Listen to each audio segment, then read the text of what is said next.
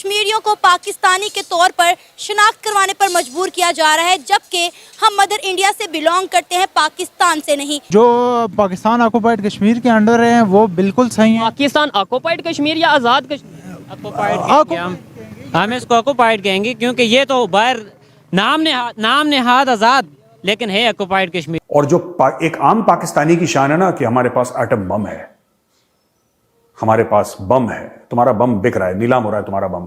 अब तो इंडिया ने मुंह से बोला है कि हम मदद करने को तैयार हैं।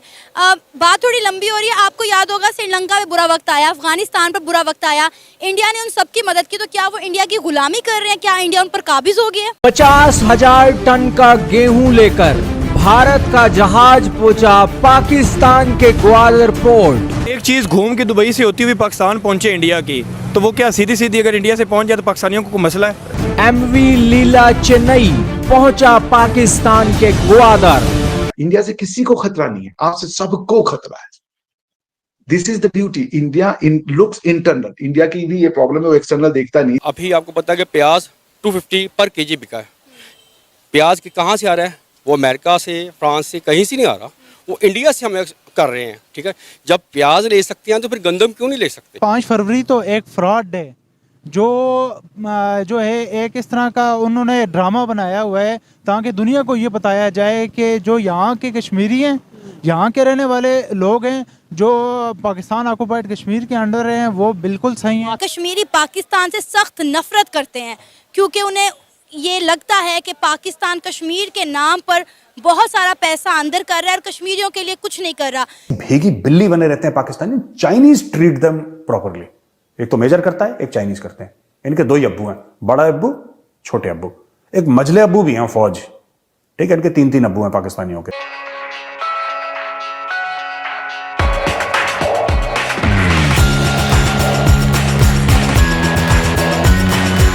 पाकिस्तान के जो वज़ीर आज़म साहब हैं, शहबाज शरीफ साहब, वो शुक्र है कि शायद आहिस्ता आहिस्ता हमारे लीडरशिप को जो है वो इस चीज़ का ख्याल आ रहा है कि वो सच बोलें।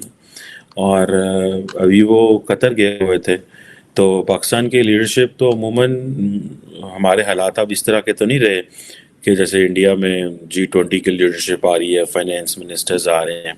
अब ये 2 दिन की कॉन्फ्रेंस हो रही थी, United Nations conference on least developed countries. ठीक है जी, सो हम वहाँ पहुँच गए हैं और हमने, हमारे वज़ीर आज़म साहब ने कहा है कि हमने, वो कतर के अमीर जो थे उन्होंने, वो कतर में हो रही थी क्योंकि, तो लिहाजा वहाँ पे जनाब प्राइम मिनिस्टर साहब गए हैं और उन्होंने कहा है कि, और माने हैं और कि जी पाकिस्तान एक लीस्ट डेवलप कंट्री है। घर में हमें आगे कुछ और बताते हैं, बाहर जाते हैं तो कुछ और बताते हैं।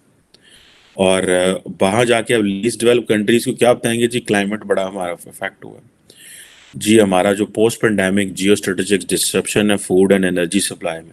अब ये देखें ना जी, geo strategic disruption in food and energy supply chains.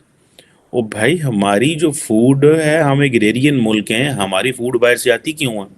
हमारे गंदम, चावल, चीनी, ये चीज़ें पाकिस्तान में क्यों पैदा नहीं होती?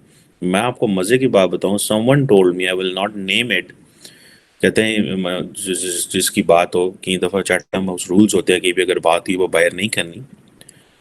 मुझे बताया गया कि पाकिस्तान की जो कॉटन है, पाकिस्तान अमेरिका से कॉटन इंपोर्ट करके वापस अमेरिका में शर्टें बेचता है एतलात में, और फिर कह रहे हैं जी geo strategic disruption in food and energy supply, ये वो। असल में ये चीज़ें नहीं हैं। असल में ये चीज़ें ये हैं कि पाकिस्तान में कॉटन इसलिए नहीं हुई क्योंकि हमारे इंडस्ट्रियलिस्ट ने कॉटन को ख़त्म करवा के वहाँ गन्ना उगाना शुरू कर दिया, क्योंकि वहाँ इंडस्ट्रियलिस्ट की ज़मीन, वहाँ इंडस्ट्रियलिस्ट की शुगर मिल्स थी, तो वो अपनी शुगर मिल्स को बचाने के लिए उन्होंने कहा कॉटन को छोड़ो, गन्ना लगाओ। गन्ना लगाओगे तो वो चीनी, उनको कॉस्ट कम पड़ेगी चीनी बेचने के लिए, क्योंकि वो नज़दीक से हो रहे हैं।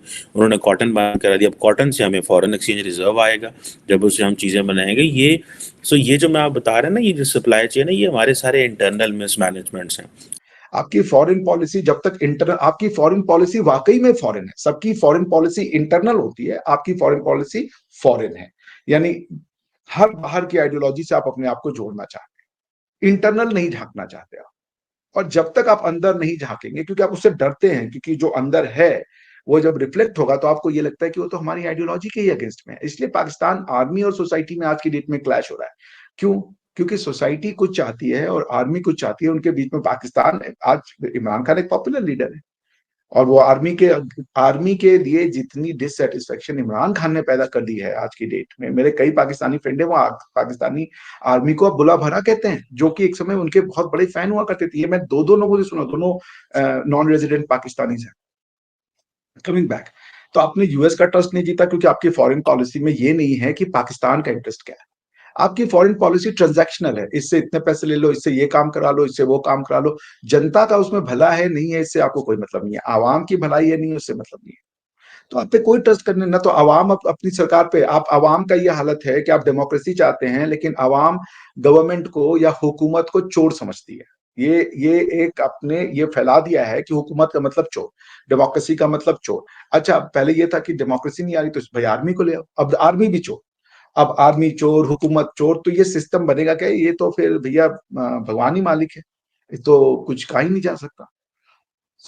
ये जो बैन लगा है, इसका ये मतलब है कि अमेरिका ये समझता है कि यदि आपका न्यूक्लियर प्रोग्राम तगड़ा होगा तो ये अमेरिका की सिक्योरिटी के लिए थ्रेट है। ये आप सोच लीजिए, आपका वो एलाई रहा है। हिंदुस्तान अग्नि मिसाइल की ट्रांसफर वो टेस्ट करता है, बाकी बैलिस्टिक मिसाइल की टेस्ट करता है, उनको बैन नहीं कर रहे। अभी उन्होंने वो 5000 7000 वाला आईसीबीएम इंटरकॉन्टिनेंटल बैलिस्टिक मिसाइल भी टेस्ट किया था, कभी उसको बैन नहीं किया। एक से एक मिसाइल टेस्ट पे टेस्ट किया जा रहा है इंडिया। आप बढ़िया न्यूज में आता है और वो बड़े आराम से डाइजेस्ट कर लेते हैं। ना रशिया को डर है ना अमेरिका को डर, इन सबको पता है कि इनका न्यूक्लियर, इनके मिसाइल से हमको डर नहीं है। मगर आप अभी एक मिसाइल छोड़ देंगे तो सारी कंट्रीज के हाथ पांव फूल जाएंगे कि भैया ये मिसाइल किसके ऊपर गिर जाएगा कब, क्योंकि कौन कब कहाँ किस मानसिकता का आदमी के हाथ में ये बटन पड़ेगा इसकी कोई वो नहीं। क्योंकि पाकिस्तान की सोसाइटी में इतने सारी आइडियोलॉजीज घूम रही हैं। पाकिस्तान का मतलब क्या, ये बताने के लिए हर चौथा आदमी मूंछ तान के खड़ा हुआ है। कोई ये नहीं कह रहा कि पाकिस्तान का मतलब कुछ नहीं। पाकिस्तान का मतलब जनता, पाकिस्तान का मतलब आवाम, पाकिस्तान का मतलब हमारी हजारों साल की सभ्यता, और पाकिस्तान का मतलब हमारी रोज की जो डेली समस्याएं हैं वो। बाकी सब बता रहा है पाकिस्तान ये बना, हमने जान छुड़ा ली, हमने ये कर लिया, हमने वो कर लिया, हम भूटान नहीं है, हम अमेरिका। कौन कह रहा है भूटान और श्रीलंका है भैया?